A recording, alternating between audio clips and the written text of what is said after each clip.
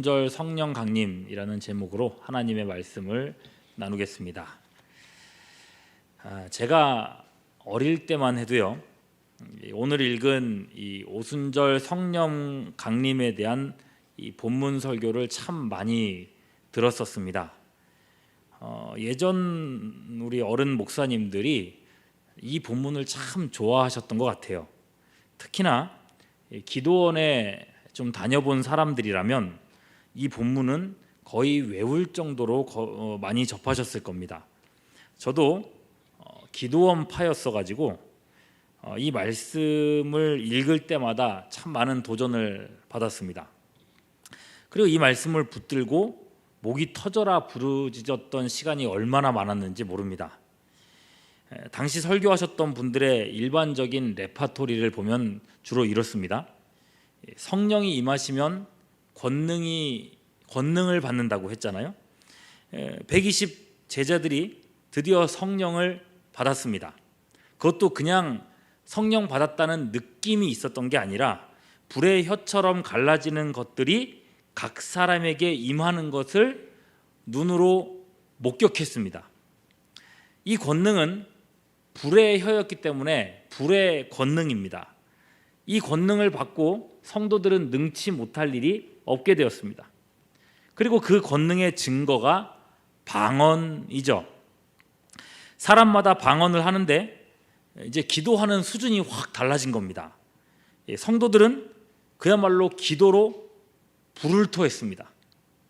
얼마나 기도했는지, 얼마나 열심히 기도했는지 그 소리에 수많은 사람들이 몰려들죠. 그리고 하루아침에 3,000명이 예수 믿는 역사가 이 자리에서 일어나는 겁니다. 쭉 이렇게 설명하고 설교하신 목사님이 말씀하십니다. 여러분, 이것이 하나님의 권능입니다. 초대교회가 언제 성령을 받았습니까? 우리도 함께 기도하면, 초대교회 성도들처럼 모여서 기도하면 하나님은 성령을 부어주십니다. 성령을 받으려고 한다면 이런 식으로 받아야 되지 않겠습니까? 우리가 이런 경험이 없으니까, 불의 혀 같은 성령을 못 받았으니까 신앙생활이 재미가 없는 거예요. 우리 성령 받읍시다. 성령을 구합시다. 하나님은 성령을 구하는 자에게 주십니다. 그러면서 말씀하십니다. 이게 오순절 설교의 기본적인 구조예요. 오순절 성령 강림을, 오순절에 있었던 2000년 전에 있었던 성령 강림을 지금도 똑같이 받을 수 있다고 하는 거죠. 그리고 성령을 받아야만 권능을 행할 수 있다 합니다. 그래서 설교자 본인은 자신이 권능을 받은 사람들이라고 생각합니다. 그래서 자신이 권능을 받았기 때문에 자신이 권능을 줄 수도 있다고 생각합니다. 그래서 주로 기도원 가면은 목사님들이 기도할 때 같이 합심 기도하면서 손을 딱 내밀고 하는 말씀이 있습니다. 소리를 꽉 지르시는 말씀이 있습니다. 뭘까요? 다녀보신 분들, 젊은 사람들은 모르실 거고, 그분들 목소리가 일단 크잖아요, 그죠? 목소리 깔깔해가지고 크시잖아요. 그러면서 마이크는 얼마나 진짜 볼륨을 최고로 해놓거든요. 그 입에 가까이 대놓고서는 이렇게 얘기합니다. 불 받아라! 그럽니다. 보셨어요?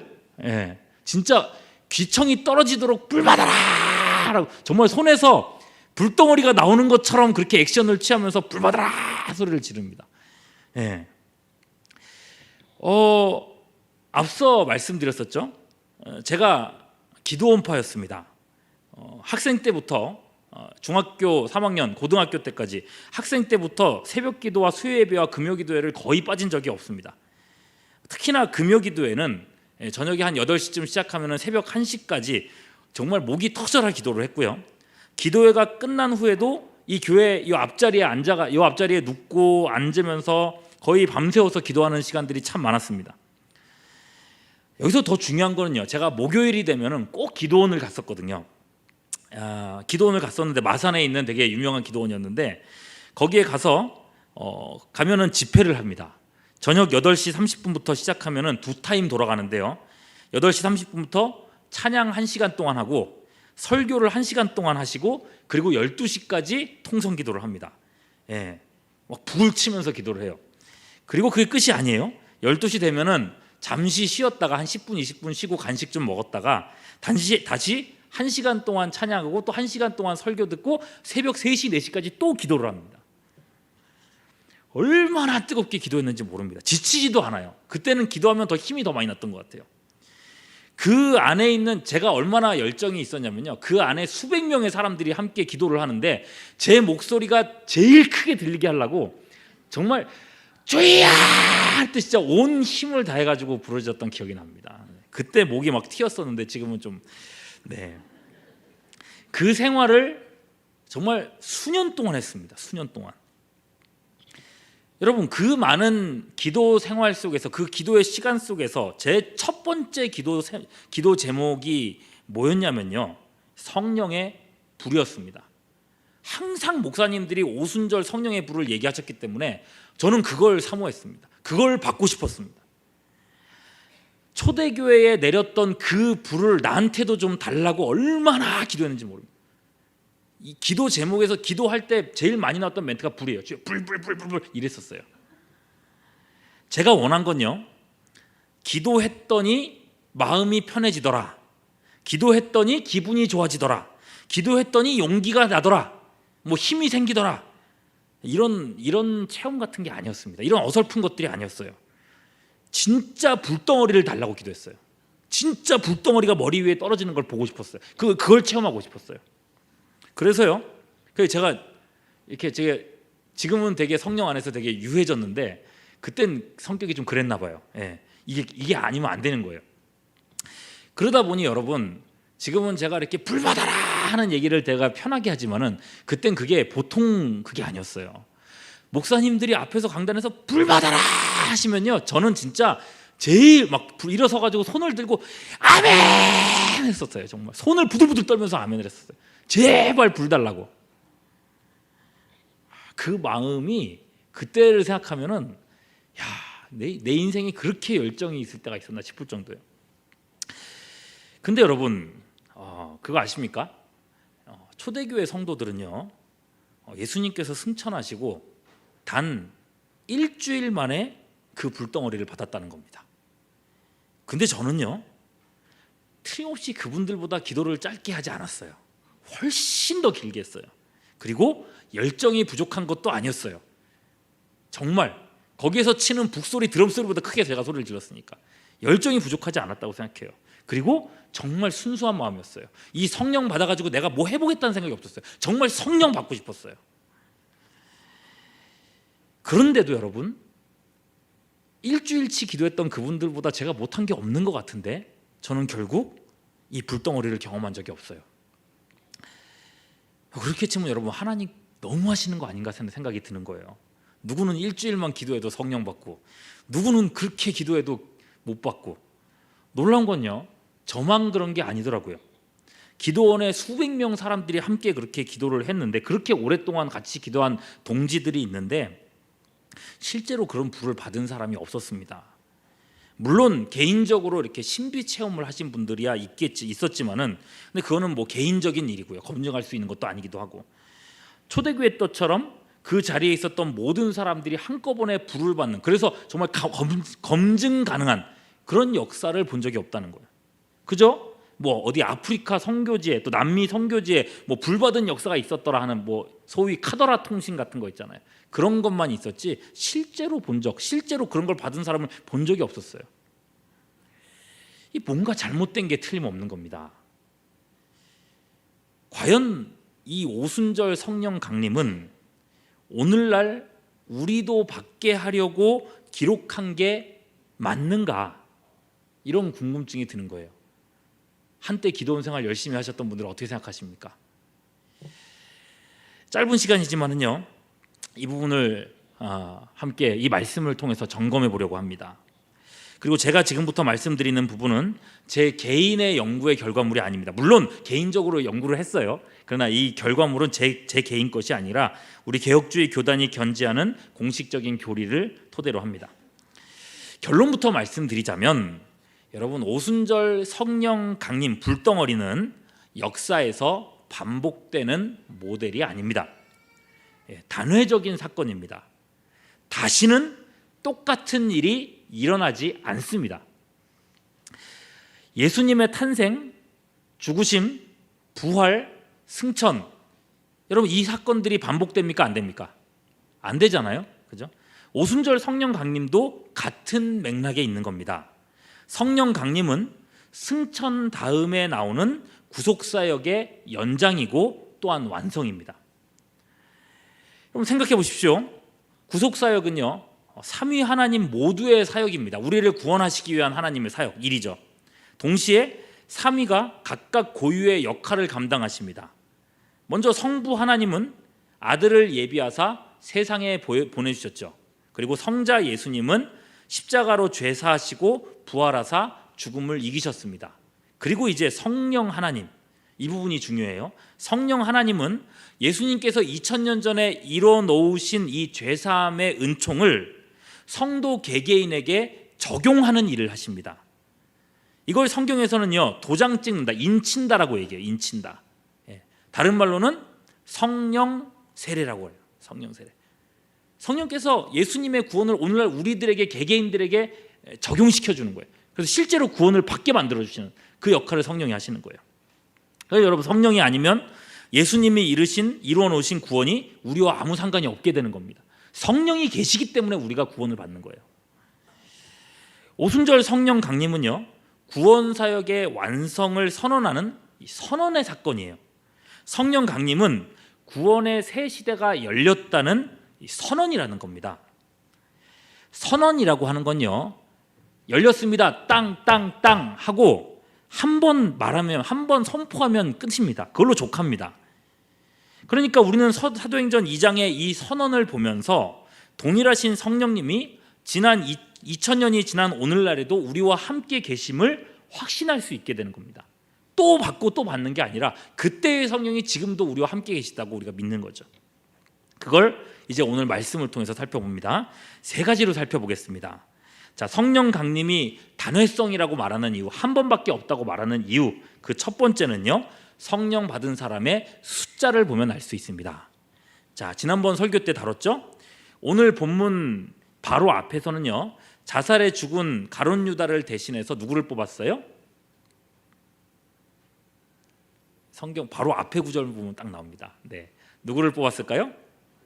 마띠아를 뽑았습니다. 예수님 승천하시기 이전에 성령을 주겠다라고 예고하셨어요. 그리고 오늘 본문에서 성령님을 드디어 받았어요. 근데 그 사이에, 성령을 주겠다고 하는 약속과 성령 받는 그 사이에 새로운 사도를 뽑는 일이 있었습니다. 굳이 12명 숫자를 맞춰놓고 시작을 했다는 겁니다. 거기에 더해서요, 이곳에 모인 사람들의 숫자가 몇 명이라고 했어요? 사도행전 1장 15절 몇 명입니까? 모인 무리의 수가 120명. 여러분, 4절에 보시면은 그들에게, 오늘 본문 4절에 보시면 그들에게 성령이 임하셨는데 120명 중에서 한 명도 빠짐없이 다 성령의 충만함을 받았다고 했습니다. 여기서 강조는 다예요. 헬라어로 판타. 한 사람이라도 여기에서 성령 못 받은 사람이 있으면 120명이라는 숫자를 못 맞춥니다. 12명의 사도들과 120명의 성령 받은 제자들, 의도적으로 숫자를 맞춰놓은 거예요. 그럼 이 정도면 거의 대놓고 힌트를 준 거죠.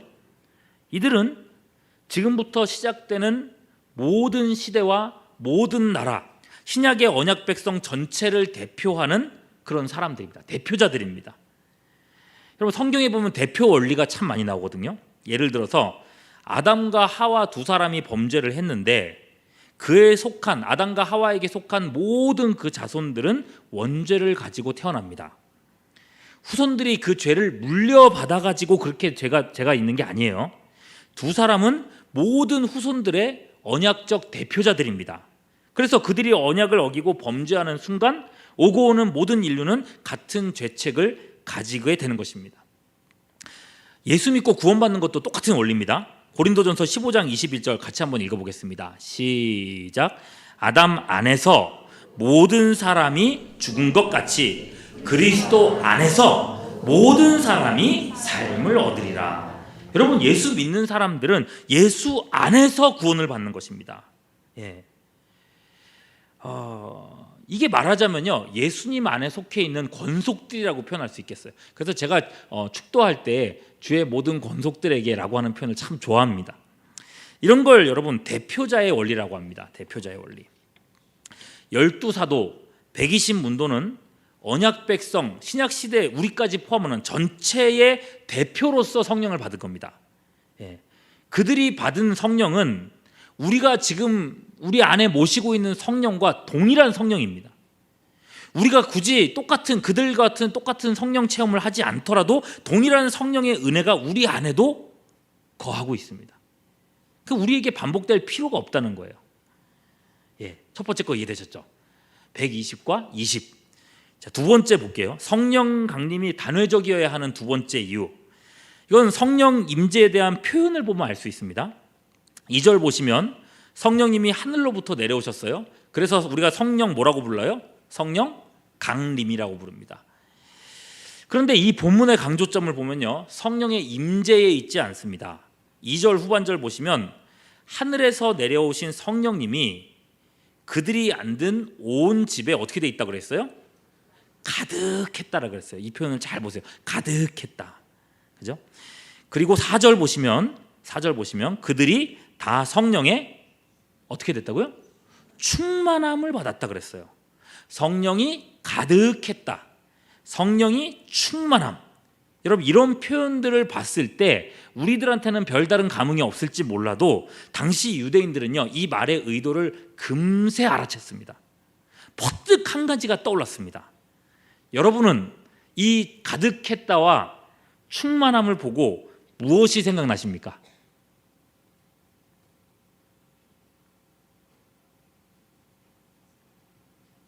예, 성전과 성막입니다. 성전을 하나님께 드리는 낙성식, 봉헌식이죠.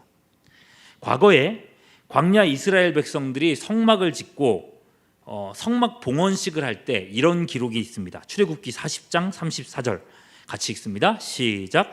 구름이 회막에 덮이고 여호와의 영광이 성막에 충만하매.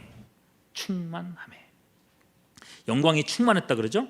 자, 훗날에 솔로몬이 성전을 짓고 하나님께 낙성식을 했을 때도 똑같은 표현이 나옵니다. 역대하 5장 13절 14절 말씀입니다. 같이 볼게요. 시작.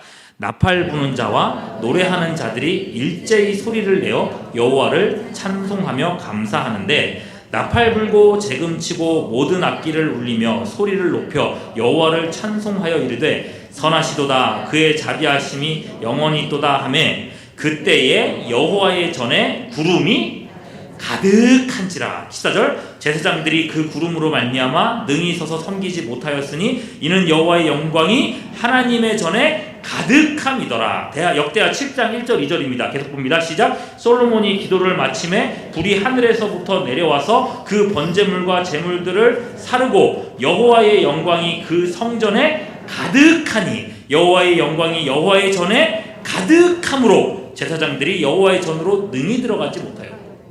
여러분, 솔로몬 낙성식에도 가득했다, 충만했다는 표현을 강조하고 있습니다. 그리고 오순절 성령 강림도 마찬가지라는 거예요. 유대인들이 이 글을 봤을 때 금방 이걸 캐치를 할 수 있었다는 거죠. 성령이 온 집에 가득했다, 다 성령의 충만함을 받았다. 이 말은 성막과 성전과 관련되어 있는 말이에요. 성전과 성막에 하나님의 구름이 충만하게 임했던 이 사건은 성전 낙성식과 봉헌식, 그러니까 초반에 있었던 일들이에요. 이 일이 반복해서 일어나지 않았습니다. 이 충만함은 이 성전이 하나님의 집이 되었다고 하는 일종의 선언이었던 겁니다. 더 이상 구름이 덮이지 않는다고 해서, 더 이상 불이 임하지 않는다고 해서 하나님의 집이 취소되지 않는다는 거예요. 그럼 마찬가지입니다. 성령의 새 시대는 어떤 시대인가? 건물로서의 성전 시대는 끝이 났습니다. 2절에서 보는 것처럼 성도들이 모인 그 온 집이 성령으로 가득했습니다. 성도가 모인 그 자리가 하나님의 집이라는 겁니다. 우리가 모여있는 이 자리가 하나님의 집이라는 거예요. 여러분, 교회의 본질이 이거지 않습니까? 에클레시아, 부르심을 받은 사람들의 모임, 그 안에 성령이 임하시고 그것이 하나님의 성전이 되는 것. 4절에서 보는 것처럼 성도 각 사람이 성령의 충만함을 받습니다. 성도 개인의 심령이 성령의 전이 되었습니다. 그래서 고린도전서 3장 16절 이렇게 말씀하죠. 같이 봅니다. 시작. 너희가 하나님의 성전인 것과 하나님의 성령이 너희 안에 거하는 것을 알지 못하느냐. 여러분, 우리가 또다시 성령의 불덩어리 안 받아도 됩니다. 우리는 초대교회와 동일한 성령의 전으로서 지금 우리는 하나님을 예배하고 있는 겁니다. 자, 성령 임재가 단회성인 세 번째 이유는요, 방언입니다. 뭐라고요? 방언. 말씀을 읽으셔서 아시겠지만 이들의 방언은 어디서 듣도 보도 못한 어디 하늘의 언어가 아니었습니다. 신비한 언어가 아니었어요. 샬라샬라 말랄라 뭐 멍멍멍 이런 게 아니었어요. 120문도가 방언을 말하기 시작하는데 5절 보시면 천하 각국에서부터 온 유대인의 큰 무리가 그들을 보면서 신기해했습니다. 왜 신기해했습니까? 못 알아듣는 이상한 소리를 해서 신기했습니까? 아니죠. 뭐예요? 천하 각국 출신 사람들이 자기가 살던 나라의 언어로 말하는 것을 들었기 때문입니다. 실제로 여러분, 방언이라는 말의 뜻을 생각해 보세요. 이상한 언어를 방언이라고 하지 않습니다. 각 지방의 고유 언어를 말하죠. 경기도 방언, 경상도 방언 이렇게 말할 때 쓰는 말입니다. 똑같은 표현이에요. 생각해 보십시오. 여러분, 어디 유럽의 먼 지역에서 내가 여행을 가고 있는데 여기는 한국 사람이 정말 하나도 없을 것 같은 곳에 있었는데 거기에서 한국 방언을 하는 사람을 만났다고 생각해 보십시오. 어떤 기분이 들겠습니까? 신기할까요? 반가울까요? 너무 반갑겠죠, 그죠? 지금 이곳에 있는 사람들은요, 보세요, 생각해 보세요. 자기 출신의, 자기가 살던 지역의 언어를 여기서 듣고 있는 겁니다. 그러면 반갑다 이런 생각이 들어야 될 거 아니에요? 그런데 뭐라고 얘기했습니까? 신기하게 여겼답니다. 왜 신기했을까요? 7절 말씀 보십시오. 이는 다 어떤 사람들? 어떤 사람들이라 그래요? 갈릴리 사람이 아니냐. 베드로하고 같은 지역이죠. 갈릴리 사람들, 어부 출신들 많고 무지한 사람들이 많은 지역입니다. 이 사람들이 도대체 어디서 외국어를 배웠냐는 거예요. 무식한 줄 알았던 사람들이 여러 나라의 말을 하고 있으니 신기하죠. 그리고 그것보다 더 놀라운 건 뭡니까? 11절. 언어는 다 달랐는데 그들이 어떤 말을 하고 있어요? 같은 내용을 말하고 있습니다. 하나님의 큰일 말하는 것을 들은 겁니다. 이게 무슨 의미일까요? 본래 인류는요, 하나의 언어를 사용했습니다. 바벨탑에서 언어가 갈라지고 거기서 민족들이 나눠지지 않습니까? 이게 하나님의 심판이었어요. 이제 성령이 임한 이 자리에서 천하 만민의 언어로 하나님의 큰 일이 선포되고 있습니다. 여러분, 이 사건은 천하에 나눠진 모든 민족, 모든 사람들에게 구원이 임했다고 하는 선언입니다. 옛날 아브라함한테 하나님께 말씀하셨잖아요. 창세기 22장 18절. 또 내 씨로 말미암아 누가요? 천하 만민이 복을 받으리니. 이 말씀이 성취되는 사건인 겁니다. 바벨탑 사건이 한 번으로 끝났던 것처럼 성령 강림 사건도 방언 사건도, 이때의 방언 사건도 이래로 족한 것입니다. 자, 이렇듯이 말씀을 조금만 주의 깊게 살펴봐도 오순절 성령 강림이 오늘날에 반복될 수 없는 거라는 걸 알 수 있습니다. 그러니까 여러분, 제가 그렇게 기도를 해도 불덩어리가 안 떨어졌던 거죠. 안 떨어질 걸 구했으니 안 떨어진 거죠, 그죠? 무엇보다 여러분, 설령 우리가 지금 이게 기도하고 있는데 그때처럼 우리한테 똑같은 불덩어리가 떨어진다고 생각해 보십시다. 그렇다고 해서 이 사건이 어떤 특별한 역사를 만들어낼까요? 그렇지 않습니다, 여러분. 오늘 말씀만 해도 보세요. 초대교회 성도들이 불받았습니다. 방언이 터졌습니다. 그래서 수많은 사람들이 구경하러 몰려들었습니다. 사람들 끌어모으는 효과는 있는 것 같아요. 그 방언하면요. 그런데 잘 보십시오. 그들이 방언하는 모습을 보고 회개한 사람이 한 사람이라도 있습니까? 없습니까? 말씀 보세요. 있어요? 없어요? 없어요. 없어요. 12절 13절 보시면요, 대부분 사람들이 그 방언하는 모습을 보고 놀라워했을 뿐입니다. 그리고 심지어 어떤 사람들은 뭐라 그랬어요? 세술에 취했다고 조롱했습니다. 여러분, 방언 자체로는 아무 능력이 안 나타났습니다. 그저 조롱받을 뿐이었습니다. 불신자들에게는 이 방언하는 것이 술 취한 사람들의 주정과 다를 바가 없었던 겁니다. 저도요, 어릴 적에 부모님 따라가가지고 어디 교회를 옮겼었는데, 부모님 교회를 옮겼었는데 감리교였던 것 같아요. 그 교회에 갔는데 금요기도였나 봐요. 그 정례 교회에서는 그런 일이 없었거든요. 갑자기 거기서 우리 함께 주여 한번 부르고 기도합시다 라고 하고 주여 하고 기도하는데, 어린 시절에 너무 놀랐어요. 정말 너무 놀래가지고 이 장의자 이 밑바닥에, 어머니 옆에서 기도하시고 장의자 밑바닥에 들어가지고 덜덜 떨면서 울면서 무서워 그랬었던 기억이 지금도 생생해요. 지금 여기 어린 친구들이 있나요? 예, 우리가 나중에 이제 기도 주야 하고 나면은 어떠실지 모르겠어요. 네, 전 그랬어요. 이 사람들은 어떤 사람들인가, 미친 사람들인가 그런 생각을 했었던 기억이 나요. 여러분, 이 많은 사람들이 언제 회개했습니까? 방언 때문에 회개했습니까? 아니잖아요. 예, 그 다음에 이제 이어지는 말씀, 베드로의 설교를 듣고서야 3,000명이 회개하는 역사가 일어났습니다. 중요한 건요, 하나님의 말씀이지 방언이나 이런저런 신비 체험이 아닙니다. 불덩어리가 아니에요. 여러분, 정리하겠습니다. 여러분은 굳이 오순절과 같은 성령 역사에 매달리실 필요가 없습니다. 이 역사는 더 이상 안 일어나는 사건입니다. 그러나 여러분, 실망하지 마십시오. 오순절에 임하신 이 성령님은 오늘날 우리에게 조금도 감하여지지 않고 동일하게 역사하고 계십니다. 우리는 이미 이 효력을 누리고 있습니다. 우리는 이미 하나님의 성전입니다. 불의 혀나 바람이 없을지라도 하나님의 영광은 지금 이곳에 가득합니다. 120문도에게 임하신 성령님은 우리 안에도 동일하게 역사하고 계십니다. 그리스도의 복음은 오늘날 한국 방언으로 전파되어 있고 지금도 필리핀 다바오에서 시부아노라고 하는 방언으로 전파되고 있습니다. 그런 의미에서 여러분, 지금도 여전히 성령님의 시대입니다. 오순절주의자가 성령을 달라고 기도하는 거 엄청 간절하게 기도하잖아요. 옛날에 제가 그렇게 기도했던 것처럼. 그러나 여러분, 이미 우리 안에 계신 성령님과 함께, 그 성령님과 함께 기도하는 힘은 더욱더 강력하다는 사실을 믿으시기를 바랍니다. 오순절파가 더 열정이 많다고 부러워할 거 없습니다. 우리가 마음만 먹으면 우리 안에 내주해 계시는 성령님은 더 강력한 능력으로 우리에게 함께 하시는 줄 믿습니다. 여러분, 오늘 기도하러 나오셨지 않습니까? 우리에게는 이미 기도의 원천이신 성령님이 함께하고 계십니다. 성령 안에서 강력하게 기도하시고 기도하는 대로 살아가며 사도행전보다 더 큰 역사에 동참하는 우리 모두가 될 수 있기를 주님의 이름으로 축원합니다.